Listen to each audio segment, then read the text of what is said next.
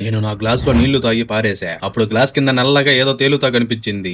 ఏందబ్బని వేళ్ళతో అట్లా తాగానో లేదో నాకు మైండ్ పోయింది. అది బతికున్న లార్వా పురుగు. వెంటనే దాన్ని వేళ్ల మధ్య నలిపి పారేశా. ఆ టైంలో నాకేం అర్థం కాలేదు. కానీ ఆ తర్వాత జరిగింది నన్ను భయపెట్టేసింది. నా యూరిన్ షాంపిల్ ని కాసేపు అట్లా ఉంచితే అవే నల్ల పురుగులందులు కనిపించాయి. అప్పుడు నాలో భయం నెమ్మదిగా మొదలైంది. కొద్ది రోజుల్లోనే నా పళ్ళన్ని కదులుతూ ఊడిపోతూ ఉన్నాయి.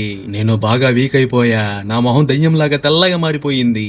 సడన్ గా నా ముక్కులో నుంచి రక్తం కారడం మొదలైంది. కొన్నిసార్లు నేను అలానే మూర్చపోయి పడిపోయేవాడిని. నా ఒళ్ళంతా అలానే ఉండిపోతుందేమో అనిపించింది.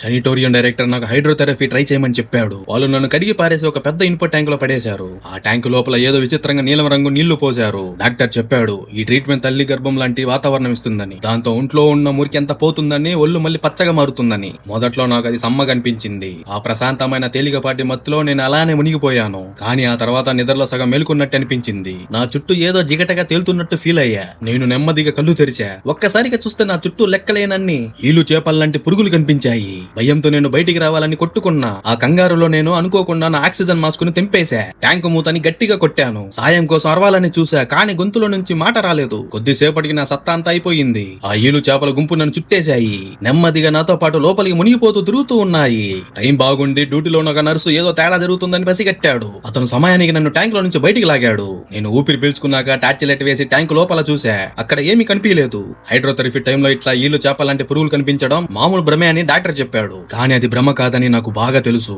ఎందుకంటే నేను అవే పురుగుల్ని నా టాయిలెట్ లో చూసా. ఒక అర్ధరాత్రి టాయిలెట్ లో శబ్దం వచ్చింది. హ్యాండిల్ లో అటు ఇటు వింతగా కదులుతూ మొదలైంది. టెన్షన్ లో నేను చేత్తో దాన్ని తాకా.